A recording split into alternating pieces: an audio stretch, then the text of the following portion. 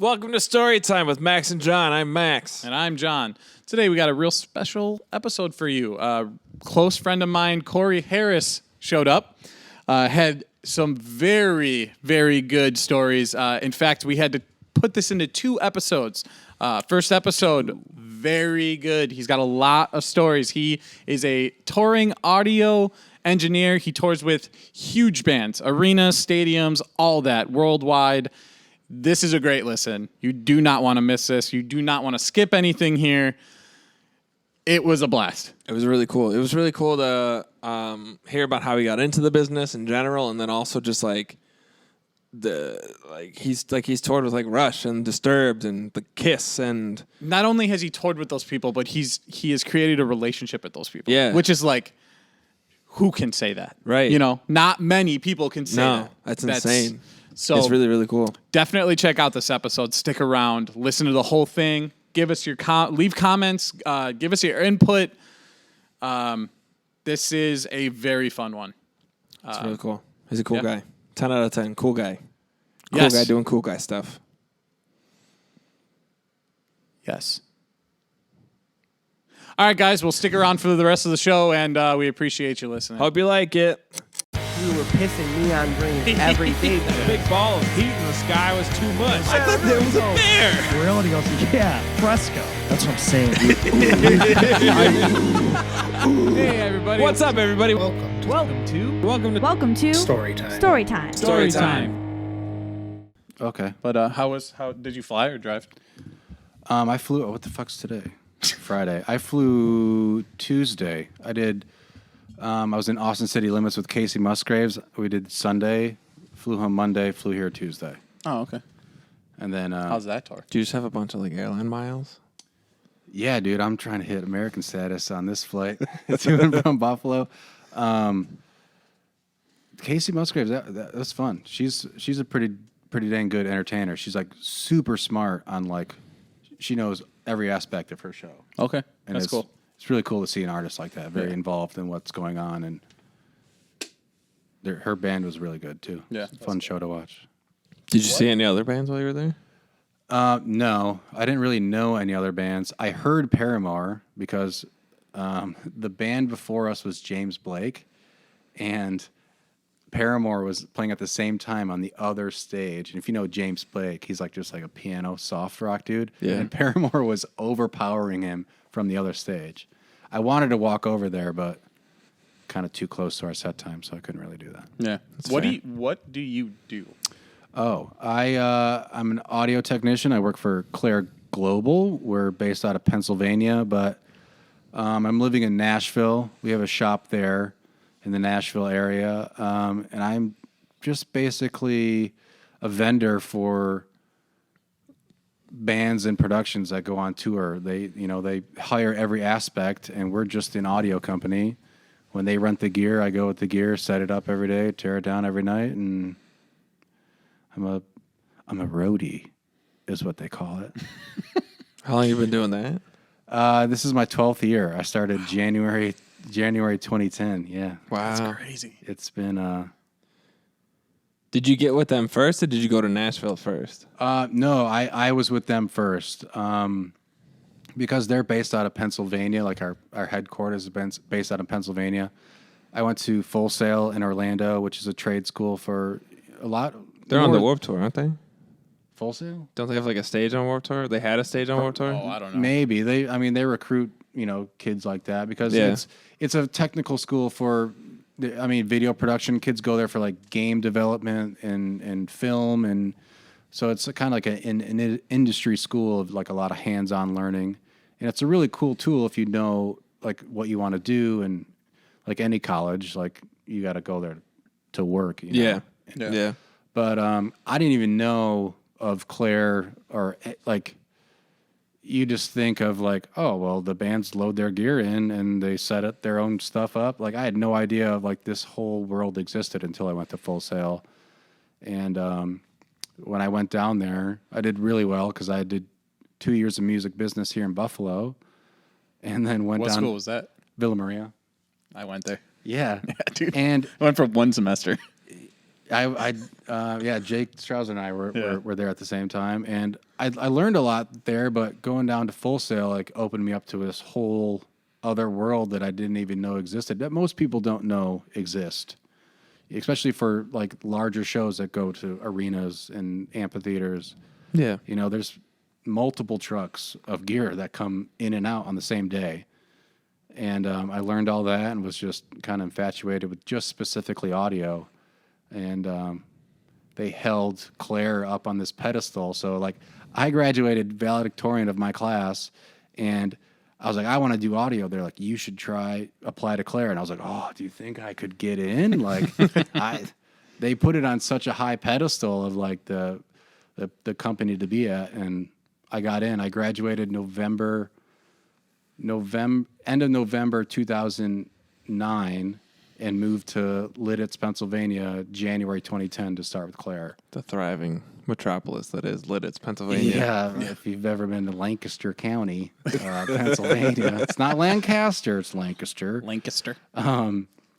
But yeah, they're a great company. We're enormous. They're all over the world. We have we have places in Japan, Australia, all over Europe, now in parts of South America. But you can go into the Lidditz office, and it just it feels like a local family-owned business that it is, and it's a really cool place to work for, and pretty biased, but seeing as they cut your checks. Yeah. No, I mean, the things I've been through, like personally, that they have given me freedom to take time off, or to, and they've just backed you all the way through, even through like going through COVID, they, kept us on. But obviously I'm a tour personnel, so I get paid from the day I leave to the day I get back. So if I'm not touring, if I'm at home, I don't get my salary. Yeah. So they kept us on the payroll, and I wasn't getting really paid from them, but they allowed us to collect unemployment and do all this stuff, and really helped us, give us resources during COVID. And that was like over 500 days I was out of work because our whole industry was just non-existent. That's crazy. Yeah, it was pretty wild, because when I first started was 2010, like, America was in that recession, and people still came out for entertainment. Yeah. Concerts were still all sold out. Like, even if people couldn't spend money, what they spent money on was to go to shows. And that's what, because you want to get out of the house, you want to get out of it. So I kind of, had our industry is invincible until there's a disease where it won't allow people to gather. And then we're like, oh yeah, you can't do that. We're invincible right up until you can't go outside. Yeah. But turns out there's a loophole there. Yeah. But I love it. I love traveling as much as I do. It's hard, but I do the same job just in a different office, basically. Yeah. Like you're setting up the same show in a different building. So there's little nuances that are like, well, today, we're running power from a different side of the room. So you need to adjust cable lengths and adjust. It's not like just every day I come in and just do the same exact thing. There are little challenges you have to overcome and obstacles. So plus you get to see all over the country, all over the world, but you're also working with locals. So it's not like you're just going to see a city and just doing touristy spots. Like, you're working with a lot of the local people. So you get a lot of the feel of what the town is like through local labor and the hands. True. You get a lot of recommendations. Yeah, like all the stagehands and everything. And I really enjoy it, because that aspect is pretty cool. That not a lot of, like, if you're like, oh, I'm just going to take a trip to Cleveland, and you're just going to Google what to do here, and the main touristy things pop up, Rock and Roll Hall of Fame, but you might not know, you got to go to this part of town, go to this bar, right? And you learn all that through like working with local people, and it's pretty rad. Did you tour prior to this job? I did one little tour with a band I was in college, but I mean, that was just a glorified dudes in a van road trip. How was that?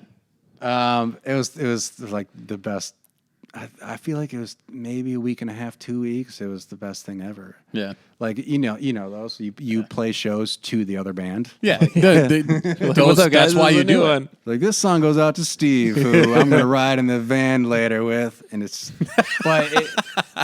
was, I know that so well. I loved it because it was like freedom. Like, I remember we did a show, man, where the heck were we? Somewhere in the middle of like central New York. We did a show and we woke up and we didn't have a show the next night planned. So we're just like, let's go to Jersey Shore. We're like, all right, we're going to Jersey Shore. So we just got in the van and drove to Jersey Shore. Oh, yeah. And then crammed like 14 people into a hotel room, which is the best thing ever. It's so fun. It is But so it's fun. also the worst, but it is super fun. It's yes, I agree. Try It's doing dirty. that in one van, dude. Yeah.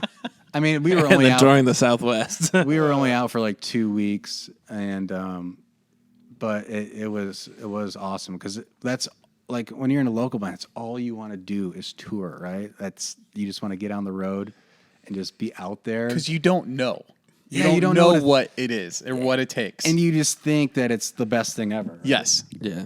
exactly. But now going from like of the bandwagons that you tour in, would you go back to the van? Oh, absolutely not. I not even. No, absolutely not. Well, one, the pay is not there.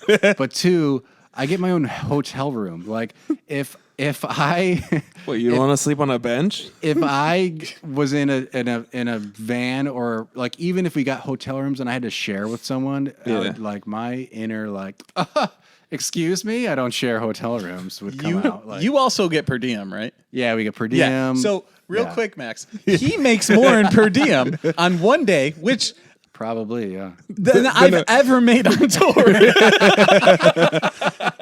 It's just It's so accurate, though. Yeah, I don't know, man. A nice 16 passenger van with no AC sounds pretty good. Yeah, well, What, the Or Hilton? headlights? No. to get also like we're traveling in buses, so like we have a bus driver, so I sleep while they're driving like to the next city. So Yeah. you don't even know, like, Yeah. you wake up in the next city. Yeah. Do you You're ever like, wake oh, up we're and here? forget where you are? Dude, in my own bed at home. Like I'm like, where are we? Oh yeah, I'm at my house. But yeah, it's there was always this running joke of like if you were in an accident and they're like, what's your name? Do you know what today's date is? Do you know where you are? And a roadie would be like, I couldn't answer that if I didn't get hit in the head. It's the fourth date of tour. That's what the day is. I have no idea what city we're in. All I know is my name. Don't know what day of the week it is. Don't know the date. Well, that's what the Gabriel Iglesias, the comedian, was joking about on a podcast. He said like sometimes they'll put a paper on the stage where the crowd can't see it with the name of the city. Yeah. So that you don't fuck up. A lot of bands will have like teleprompters and stuff, and like that's at the very top of the thing. Like, hey, This just is to let where you we know. are. This Because is how you pronounce it. dude, if you do, I mean, a lot of bands don't do multiple shows in a row, but if you did like 3 shows in a row, I mean, because when you're on stage, everything is the same. We set up everything the same, so you can kind of get confused. Like when you go to Darien Lake, there's obviously different because in like that circus tent style Yeah. amphitheater. But like if you go to a stage that looks like the other stage you were just in, Well, that's what the bassist for Green Day was like. He's like, I've seen the world, but it all looks like an arena. yeah.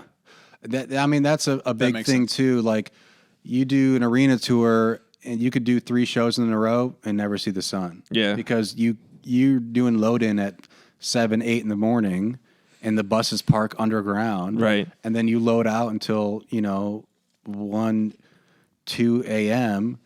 Like sometimes you go outside just with the smokers, even if you don't smoke, just so you can be like, oh, I just want to go outside That's for a what air second. tastes like. Yeah, it's rough in that aspect because there's a lot of, I think, like mental challenges of touring like we do, because you also travel. You could be on a tour or like an album cycle with a band for 15 months and you nonstop. You don't only work with these people, but you live with them in the same bus. You every day off, you guys are going out to eat. Then all of a sudden the tour's over and you don't see these people. You could never see them again. You might not see them for 5 years, 7 years. Right. Like, and it's like it's a very hard cutoff at the end, and like at the end of a tour, you kind of like get into a slump because, especially if you're not working for a little bit after that, you're just like, oh man, everyone like you're just made friends with. It's like summer camp. It just comes to a hard end. You're like, oh, I'll never know if I'll see those people again. Right. And you rely on social media, which is we all know that's a good thing and a bad thing. But it can be pretty tough out there traveling. So walk me through it. You show up, like say you're out with a big band or a big artist. Shows on Friday. They load in Wednesday or Thursday? So it depends on the size of the show. But we'll say we're doing what's the name of the arena now in Buffalo? Marine Midland. That's a What is it? throwback. It's KeyBank Center now. Okay, so you go to KeyBank Center, and Friday night you're doing a show with, we'll say Green Day. You're doing Green Day. You're going to show up potentially early hours of Friday morning, like if you're busing in from another city, or if that's the start of the tour, you're going to fly Thursday, stay at a hotel that night in Buffalo, and then get up, and take a runner van to the arena at 7, 8 in the morning, whatever time load in is. Yeah.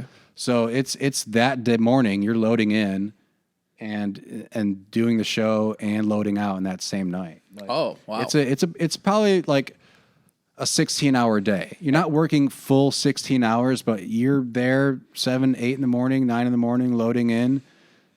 By 1, 2, 3 in the afternoon, you're ready for a line check, sound check. Depending on like, there's a bunch of opening acts, if you have to set that up as well, depending on how many bands are on the bill. And then you have maybe a couple hours off before The show. Like usually when the doors open, you kind of have that time off because as the audience fills in. Yeah. There's not much to do. So but it also depends on, like, I only know the audio aspect of it. Right. There's video, there's lighting, there's a rig team that is hanging all the points that all the motors, pick up the lighting truss and stuff. So do those people all show up that same day still? We all travel all the same. Is there ever tours where it's like it takes 2 days to set up the stage because there's so much crap to set up? Like a stadium show, like Metallica doing the Bill Stadium. Yeah.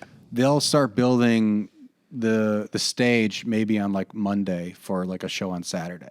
Wow. Because they have to terraplast the field. They got to cover right, the yeah, field. they gotta protect Then they have to everything. start building the stage, and then Right. once the stage is erect, Then they have to put all the LEDs up and Yeah, They then gotta take it all down. And then, Screens and- when all that is done, then the tour will show up and dump the normal tour things, and the audio package, the video package, the lighting package, and sometimes if you were going to do an event, like a one-off event that's not a tour, like WrestleMania. I did WrestleMania once in Orlando. still have the shirt upstairs. Oh yeah, did I get You gave me the shirt, yeah. That was like a week of setup. Yeah. And like you were there for almost 4 days. Like Yeah, but almost that's like a whole. Yeah. That's like a whole different thing. because that's too. extravagant. Yeah. That's not an in and out on a one day because Right. it's not meant to be, right? Because that's their Super Bowl. It's an That's- experience. So Yeah. they have a whole thing planned for that. So they take their time. A lot of events like that, I'll call them like corporate events. They usually do move at a slower pace, but like us roadies in the live event, like on touring, like, dude, if you ever want something like moved, like a team of roadies could get shit done so quickly and so efficiently because everyone's firing on getting this done as soon as possible because I want to take a fucking break. So I'm not getting paid hourly. Yeah. I want to get it done, and they're just good at what they do. Right. So it's tough, but it's very rewarding because of that challenge, of especially when you walk into a tour for the first time. Yeah, I was gonna ask, was there like a learning curve? It's a whole song and dance because not only do I need to learn how to do my job for this tour, but I need to have an open enough mind and awareness of what lighting is doing, what automation, what all these other departments are doing at the same exact time. Right. You got to do your job and not get in their way. Exactly. Because I get super claustrophobic when stuff is just like everywhere. Yeah. And if you walked into, we'll go back to if Green Day was playing Marine Midland on Friday, if you walked in there at like 11 a.m., you would be like, there's a show happening here because there's stuff everywhere. It's all over the floor of the ice. The stage would be at the other end of where it's going to end up. And you're like, I have no idea how that's all going to get together. And then all of a sudden, magically, it does. And you're like, dang, how do they tear that all apart? So in the beginning of a tour is the hardest because you have to learn what I call the song and dance and the handshakes of like, I need to get this done before they get this done because then if they're in my way, it's going to make my job harder. So you learn these little tricks of how to be quicker and more efficiently and really prioritize your time of I always compare it to like being a server or a waiter. Like if you walk from the front of the house and you like go to your tables like, hey, do you need anything? On your way back, you try to minimize your trips to and fro, right? So like, on the way to the kitchen to grab something for one table, you got to, okay, I'm going to check my other tables before I go all the way back there. Maybe I can bring multiple things out. So like you learn to prioritize your time like in that sense. Right. So your first show probably takes the longest to set up, and then your last show is probably just like butter. Yeah. Or that's the goal. On probably the worst of it, I did Ariana Grande in 2019. Our first load-in, after 2 months of rehearsals, our first load-in took over like 30-something hours. Holy crap. And which started at like 5 a.m. They would start, they would do like a whole 4 or 6 hour just rigging points. Rehearsals for you or rehearsals for her? For for the tour? For everybody. Yeah. And then by we're starting at like the day before they would do rigging calls because that's how much stuff we have. Yeah. But by the end of it, we would start at like 9 a.m. because it would be all so smooth. Everybody not only knows what you got to get done, but like what everyone else is doing at the same time. But also you have people in positions like your stage manager, your production manager that have this global view that makes sure you're not being, tunnel vision on just what you have to do. Right.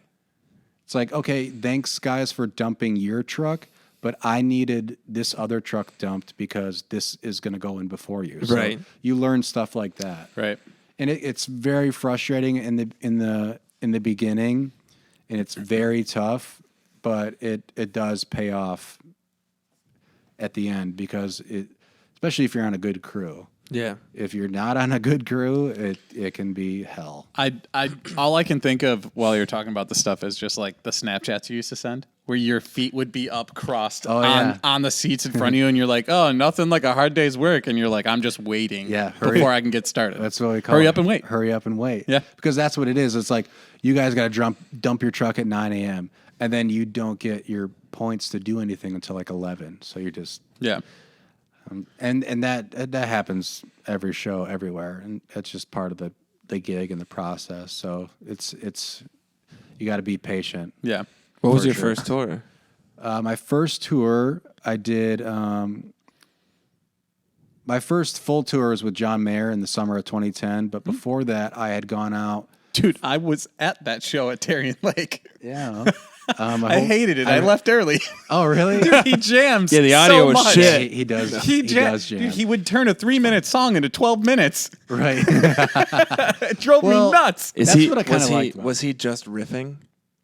He would just solo after solo. Dude, it was a pun. But he can entertain. I had a lot of respect after working for John. But my first experience of living on a bus and stuff was I did 2 weeks with James Taylor and Carole King. God, I can't even say their name.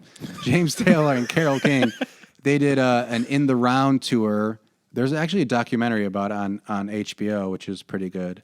But they did like a Troubadour reunion tour, and that was my first experience of being on the road and waking up at 7 and loading in and doing a whole show, and it was a good experience because I had walked away from that tour with one of the best lessons I'd ever learned Quit now. Yeah. What am I doing? What am I getting myself into? No, I remember there was one show. It was at the Mellon in Pittsburgh, which is no longer there. Terrible, terrible venue.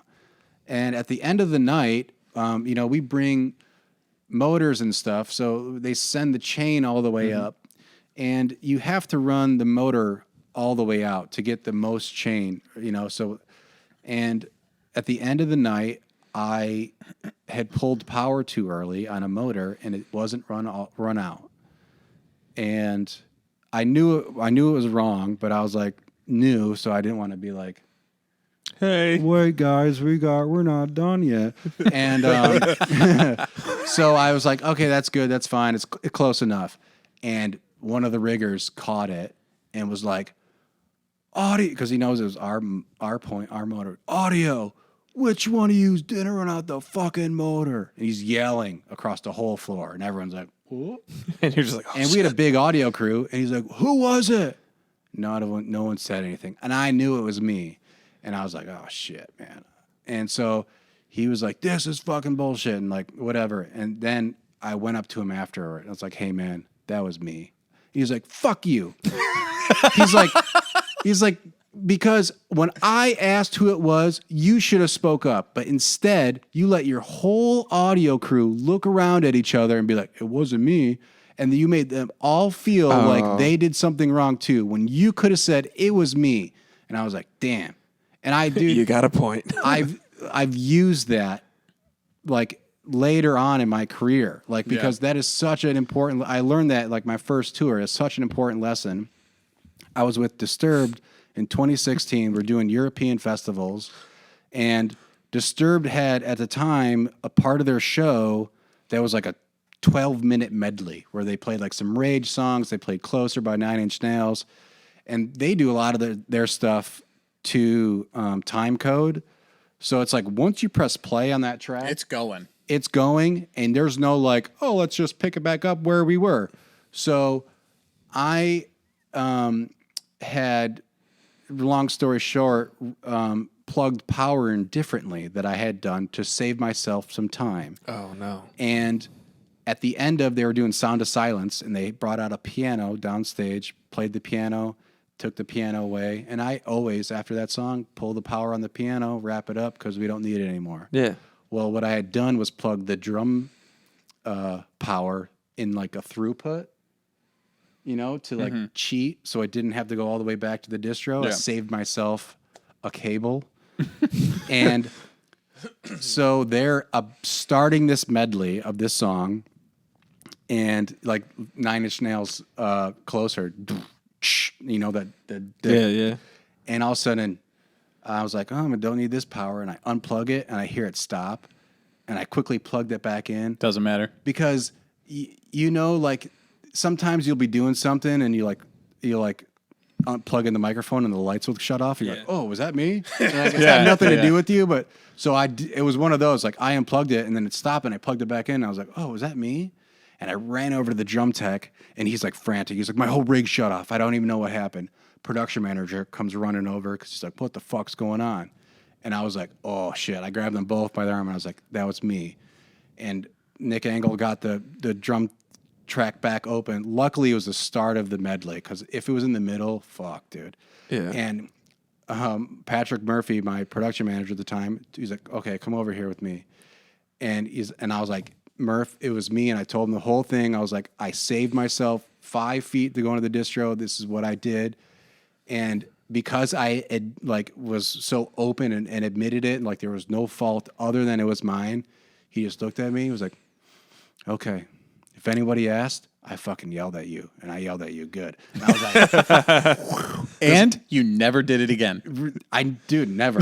Exactly. But like Murph was like, if you caught him bad, he would give you a fucking tongue lashing. And I was like, I knew it was coming. And after I admitted it, and I didn't want anyone else to take the blame. Like it's a very important lesson that I learned in my first tour of that rigger. Yeah, that rigger. I'll never forget that. He's just like, "Fuck you." Dude. That's so funny. Was that the tour, The Disturbed? Is that right? Oh, yeah. Dude, I so Snapchatted that. he would send me a Snapchat every day. I'm sure he sent it to everybody. Yeah. But the only thing he sent was and then that was it. It's just the 2 seconds of that. And I was like, why do you keep sending me this? And he goes, it's the only thing anybody wants to hear. Yeah. That's the best part. I made a compilation of that. It was just those seconds. It was the only part of the show I would record. But they had pyros and shit too, right? Didn't they? They were a great band to work for. I would work for them again in a heartbeat. They were super nice guys, very down to earth. Multiple times they would come over to our bus and awesome. do a shot with us to thank us. They're really cool with the crew. I was gonna ask, because you are, you're on the road with these people for days at a time. Do you actually interact with the bands that much? Because I've heard like when Jim Brewer opened for Metallica, he didn't really see them that much because Metallica shows up right for the soundtrack, they leave and then they come right back and then they leave again. They show up for the soundtrack. I would say that's more often times than not. Yeah, it depends on your position also in the crew. Sure. Like on Ariana, I saw her every day because I was handing her a microphone every day. Not that I was like chatting her up or like having like in-depth conversations with her. I cleaned it for you. But she's Did you like bow to her? No. Your mic. Did you just take it back? I remember some stories about that. Yeah. I'd tell you a story, but you have to bleep it all out. I'll tell you off camera. Some bands, like I worked with Rush for a number of years, and I could go up to them and talk to them, no problem, because they were like rock gods, but they were so modest, so like humble, and just cool people. Yeah. That there was no like what I like to call the bubble. It's very hard to get into the artist bubble. Sure. There's the tour manager or whoever their posse that is with them. It's hard to penetrate that bubble and even like get a word in with them other than technical stuff. Yeah. Right. I have a question about Rush. Okay. Me and Max were talking about this earlier. I don't remember if you told me this or if it was someone else. Yeah, right? John's talking shit about you. Yeah, I was talking so much shit, dude. He's talking big shit. So remember you were going through your health issues. Yeah. And they were getting ready to do a tour. I don't remember if somebody else told me this, or maybe I made it up in my head because I'm just a jackass. Maybe. There's full true? Is it true these. that? I mean, it's very possible. Is it true that they postponed a tour because you couldn't do the tour? Oh no! What happened was, I'll do a long story short. I'll do the backstory after. But they had taken off after the first tour I did with them. They did an album cycle. They came out with the Clockwork Angels. Mm-hmm. We did a whole album cycle tour on that. Then they took I think 13 months off. And in that meantime, I was having surgeries, and it just happened to line up. But my first tour back was again with Rush. So I went from a Rush tour, took time off, to went right back out with them. They did not take off because of me. So I think they would either have been someone told me that, or I'm a jackass. No, I mean, I had some very serious health issues, but not serious enough for Rush. But no, Getty emailed me when he found out I was in the hospital, and dude, I'm telling you, they're some of the most humble, nicest rock and roll legends I've ever met. Like Getty emailed me when he found out I wasn't doing well, and it means a lot. Like, sure. Are you kidding me? That means a lot, dude. Because to some people, you're just the guy that hits, does the audio stuff. Yeah, I'm just the guy that's like when they need a microphone, here I'm handing them one. Yeah, they don't even know my name. But like another example of you're just the guy that unplugs the drum kit. There was a show we were doing with Rush where Alex was having issues with his in-ear monitors, and the monitor engineer was like, "Here, go give him this new pack." Well, on the pack there's a volume limit where once you turn it up to a certain volume level, it doesn't get any louder. Yeah. It doesn't matter if you go all the way up. Because I don't want to blow your ear out, yeah. The pack I gave him didn't have that volume limit on, so I gave it to him, and he fucking turns it up and just comes over to me. It's like, "My fucking ears are bleeding!" Like spit all over my face, and I'm like, "Okay, Alex, yep, I got it." Like, run over to Brett, and I was like, "You didn't put the volume limit on there, did you?" He's like, "Oh shit!" So like, we had to back the volume down, and Alex is like, in the moment, like it's middle of a song, you know, it's like yelling. Because those guys never did 2 shows in a row. So on the next day and a day off, I get an email from Alex. I am so sorry. I don't mean to yell at you guys. I know you guys work so hard. And then the next show day, he again came up to me and apologized. Yeah. I was like, Alex, dude, I'll bend over backwards for you to get anything done. Yeah. But like, like I don't take offense to it, but Yeah. I don't think a rock star is ever going to apologize to me like this ever again. And it's also like it was an in the moment yell, which is like totally reasonable. And it was like I didn't take offense to it. Yeah. I mean, I've gotten yelled at in the heat of moments by people, and we will get into that. But there was no apology after that. So there's YouTube clips though. So to hear allegedly. Alex not only apologized, like the email was enough, but again to come up to me the next day to apologize and like the fact that it was still on his mind. Yeah, and that just shows how they are as people. And I mean, well, they're Canadians. Exactly. They always apologize. I'm an honorary Canadian because of them. Because they're like, "Oh, you're from Buffalo. Fuck off. Give me some smokes." I loved all those guys. They're such a great band. Were they big in the Trailer Park Boys? Their stage manager was Trailer Park Boys' stage manager. That's sick. And when the Trailer Park the Trailer Park Boys came to Shays once, and they got me tickets to go to the show. And wow. The Trailer Park Boys, when we went to Nova Scotia, came out and did a bit. Because when we were with Rush, like, because they would do an evening with, they would do a 60-minute set, take like a 25-minute break, come back and do like another 90 minutes. That's insane. And every show, every city, in the first set and the second set, I would have to dress up as something to go and interact with the back line. Like, paid no mind to the band, no attention to the audience. I would have to go up, and because Rush is notorious for their backline pieces just being extravagant nothing. Yeah. Like, everyone knows of the dryers. There's clothes just drying for no reason.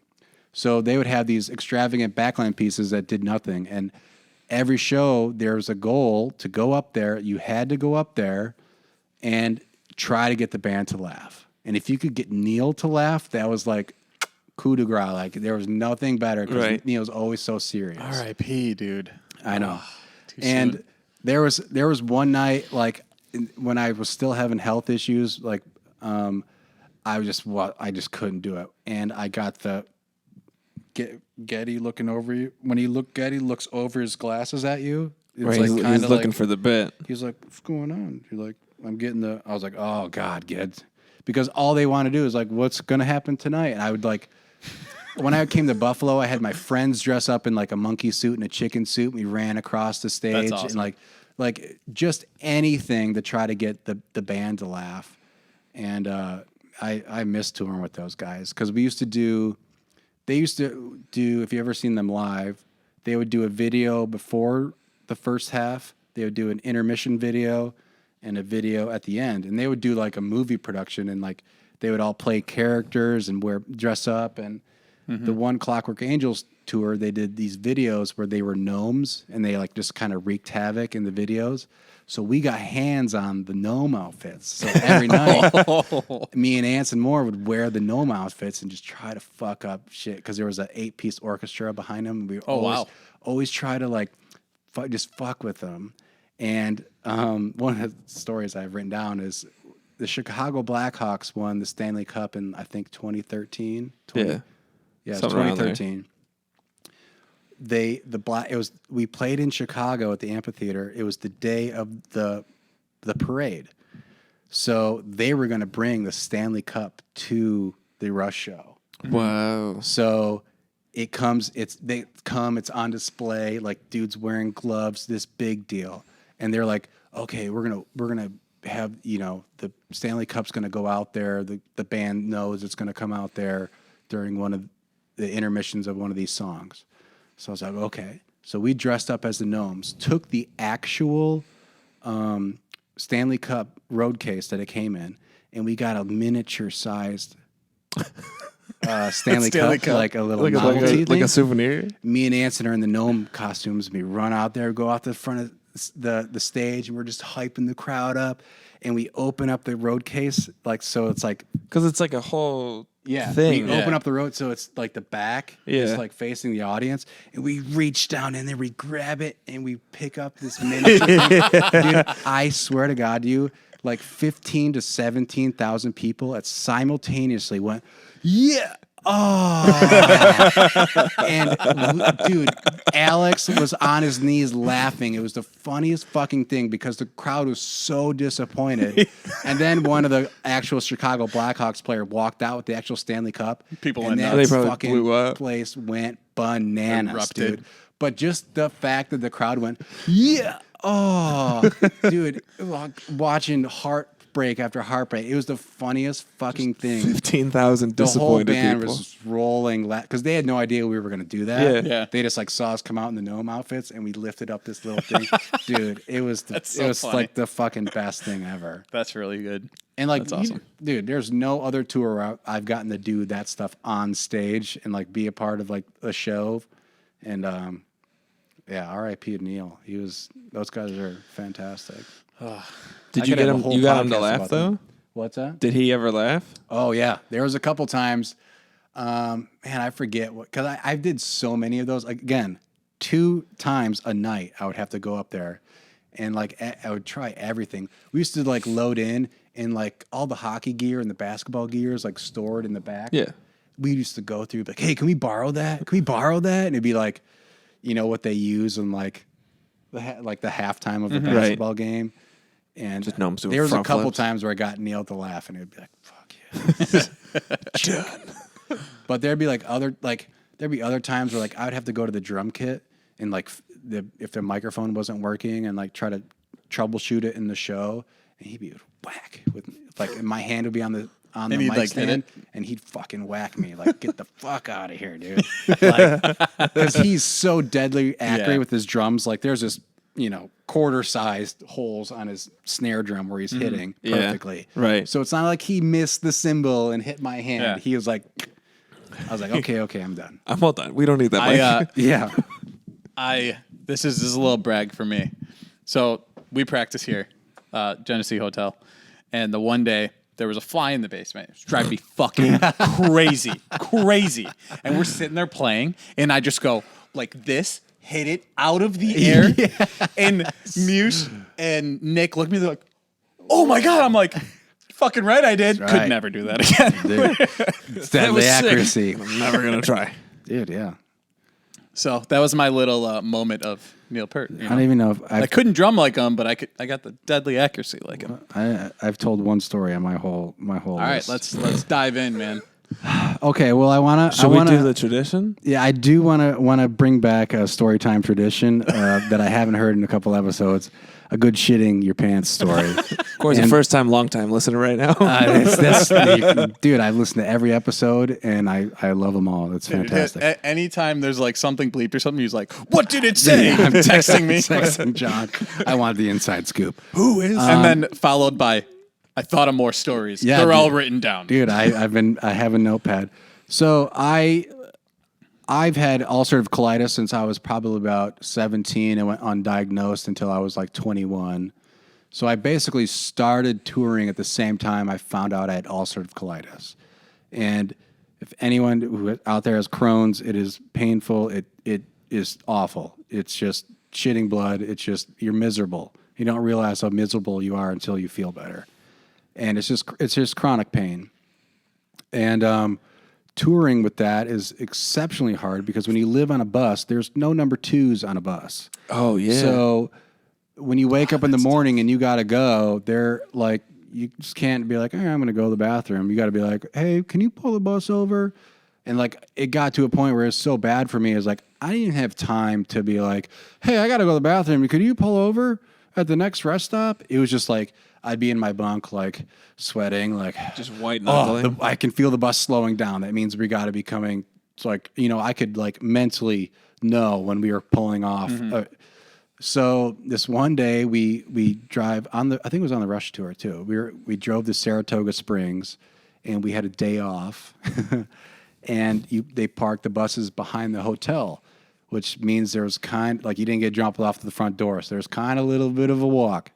Well, I wake up, I gotta go, and there's like when you have ulcerative colitis and you're taking pills to not shit your pants, like you don't really have too much like control, like so. I wake up, know I gotta go. I just abandon all my things. Like, I'll come back for them later. The bus is parked here. The bus isn't leaving. They usually, like, if you get there early enough that someone will go collect the keys and leave them on, like, the counter of the bus. So you can, like, I just grab my key and I'm like power walking all the way through the back hallway. I get to the elevator. I'm starting to sweat. I'm going up in the elevator. And it's like, it's happening. And I'm shitting my pants all the way up. Like, I'm going to the 4th floor, and I'm just fucking shitting thank God no one's in the elevator. Those Hampton Inn elevators don't go too fast. And I am just shitting my pants all the way up this elevator. And then I'm just slowly duck walking, and I was like, please don't be along, like, end of the hall room. Luckily, it was, like, middle of the hall, and I'm like, luckily, also I had pants on. Yeah, I was going to say, what were you wearing? I had jeans on, luckily. And I just get to my room and just fully clothed, turn the shower on and just get in the shower.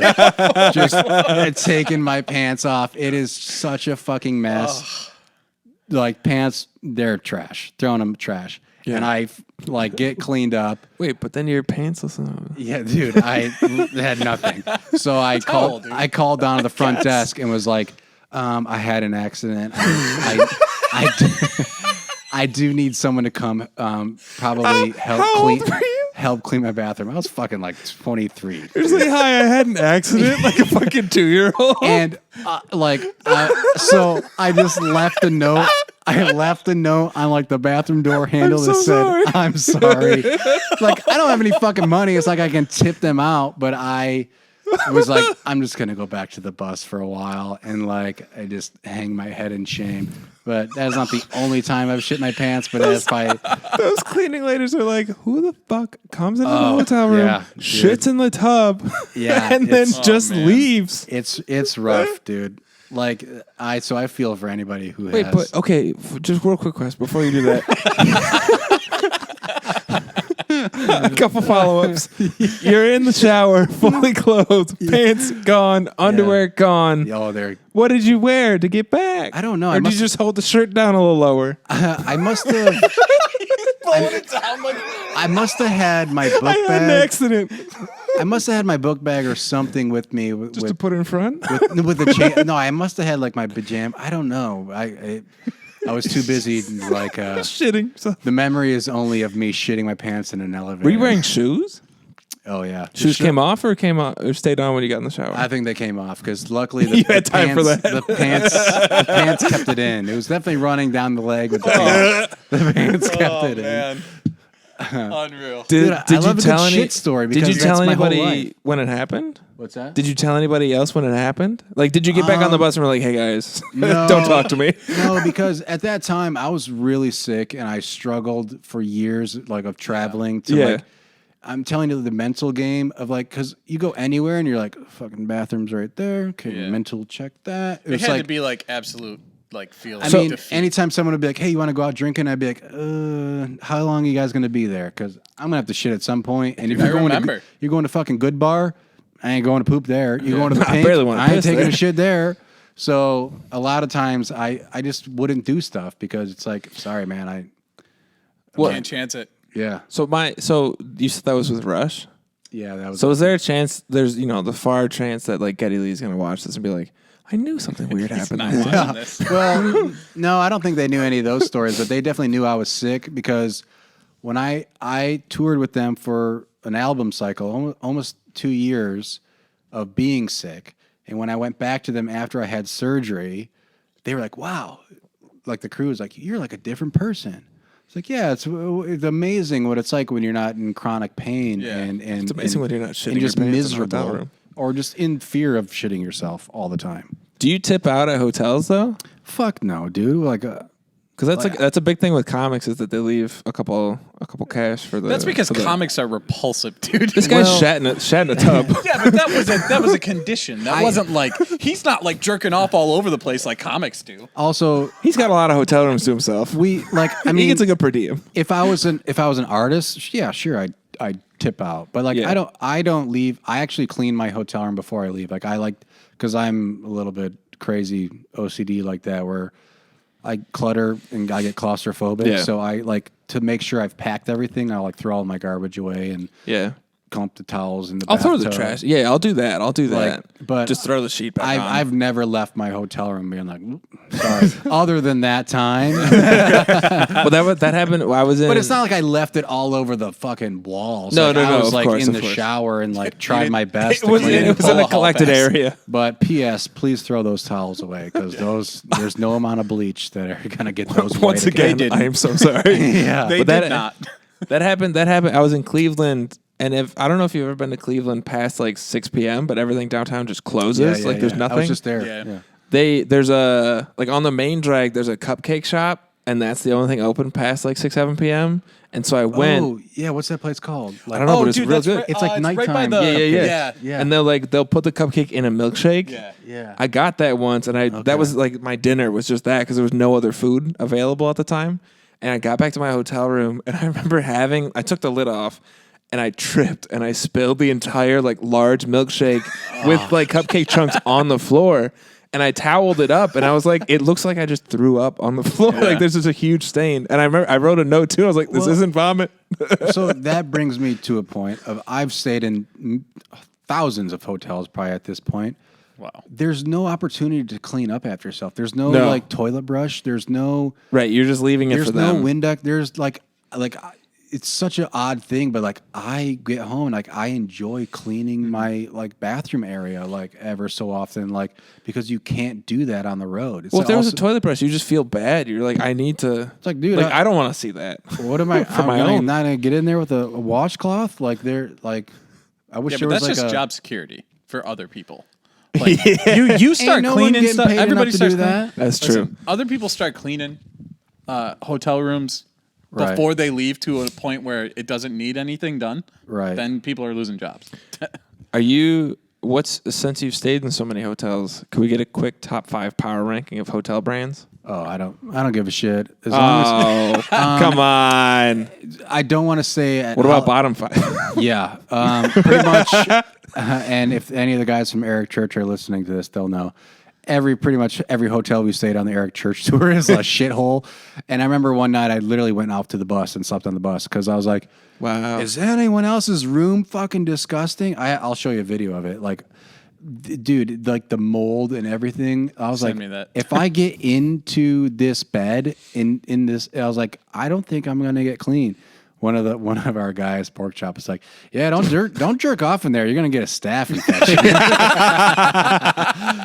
But I mean, that's kind of a running joke on that tour. They're all like, we're unfazed. They're like, I mean, we've seen worse, but I was like, I'm the only one as appalled as this. They're like, yeah, we're kind of used to it. It's gross, but we'll still get a night's sleep. I literally went out to the bus and slept on the bus. I was in Chicago back in the spring, and it was like an Airbnb type situation, but the room was so shot that I just slept on top of the sheets. Yeah. Oh, Because yeah. it was I just do like, that it was so gross. So often. If travel, like if I could bring like more like suitcases than I could carry, like the rule is take what you can carry in one trip, right? Right. Yeah. If I could bring like another suitcase, I'd probably bring like my own pillow. I would probably bring my own 100%. sheets and stuff. But realistically, like I'm not weighing down my luggage with a blanket. and Right. shit. When I would tour, like if we ever did get a hotel, which was very few and far between, we would all take our sleeping bags and put them right over the top of the bed. Yeah. And have our own Smart. pillows and all that shit. And Yeah. Smart. we never touched the blankets. And I mean, when you're touring with Rush and stuff, like we'd always stay at Marriott's or what's the fancy Marriott? Hyatt. No, it's not. It's like it starts with an R. Radisson? No, it's The Red Roof Inn, dude. I forget, but it's owned by Marriott. El Rancho? Fuck, I don't know, but we would stay at Yeah. some pretty swanky, nice hotels. So like you'd like we would never stay at like a Motel 6 or anything like that. Have you ever stayed anywhere that you're like, I don't belong in this room? Oh God, yeah. Anytime, like I call it the hotel room lottery, because every now and then you'll get to a room and you'll check in your room and you'll be like, oh shit, was this meant for me or was this like meant for somebody else? Yeah. We were in on Ariana. We were in somewhere in Europe. I think somewhere in Germany. That's the thing. Everybody, like every comic that says that when they tour in Europe, the hotels are like 10 times better. Dude, I can vouch for that. I got the hotel lottery in this one hotel where I had a spiral staircase to like my bedroom. So it was October and like on our bus, we always do a Halloween movie every night. So I was like, let's watch a Halloween movie, but everyone can come to my room. So I did a bit where every time someone came to the door, I put on my bathrobe and like was like, oh, I'll be down in a minute. And I would run down my staircase and be like, oh, thank you for coming. I mean, I'm just getting ready, but please make yourself at home. I did that to every single person that walked into the door. Because I was like, love that. I was like, oh, your room doesn't have a spiral staircase to your bedroom? I'm sorry. Because that's what I don't think people get is like there's like one hotel chain in Europe and the rest are just like boutique hotels. Yeah. Yeah. So Do you have anything you want to promote? The only thing I really want to promote is voting, and I think that's very crucial. I don't care who you vote for, or honestly, it does not matter to me who you vote for. But be an educated voter. Look up. Especially now, there are so many resources to look up who your local representatives are, who your representatives are in the Senate and Congress. And it's so important to just not pick someone that's got a D, to not pick someone who's got an R next to their name. Like, I really wish they would leave that out so people would actually have to know the name of the person they're voting and not just see Republican, circle that one, or circle a Democrat. Like, I don't believe in voting like that. I think that's more of a waste than not voting. So just please educate on who is running, and the more important ones are your local representatives, man. Fact. Your local representatives, the people that are running unopposed. Like I don't. If someone's running unopposed, I don't vote for them. I abstain, or leave. Like, I'll leave it blank. Vote for other, because you're not getting my vote on just because you're the only person running. Like, and just educate on who they are and what their platform is, because it'll surprise you on who you actually like. Oh, hey, my ideals actually link up with this person, and not just voting by party lines. Like, please do vote. And I highly, highly recommend being an educated voter, because there's not too many of those. That's all. Dude, thank you so much for coming. Yeah, it's so good to see you, man. It's been too long. Honestly, I am a long-time listener. I fucking love this platform. I like watching I've watched all the episodes. I've actually learned things about my friends, like watching Cullen episode and Chris Adams episode. And Greg's, like, I've learned about them. So I really like this. I just want to hear more shit stories. I feel like we've strayed a little and haven't Mandatory. had it. So I'm trying to bring those back. We'll have to come up with a name for the segment of you should now do, for you the should, shit stories. You should do a Ladies and compilation of all gentlemen. the shit stories of all Yeah, the we'll do that episodes. eventually. Yeah. If you have your own shit story, comment below. Boost that fucking algorithm, Dude, I fellas. could probably do a whole episode on ulcerative colitis shit stories easily. Okay. All right. For hour 3. On the next episode of Story Time Next Pod. episode of Story Time. If you got weak stomach. Which Hashtag rock the boat. Yeah. Yeah, I don't know what the hashtag is, but do it. No, dude, we appreciate you coming. It's so good to see you. All right, thanks again for coming. It was great to see boys. you. Thanks for the stories. Storytime Pod across all platforms. Please like and subscribe. @MaxCades are everywhere. Thanks for watching.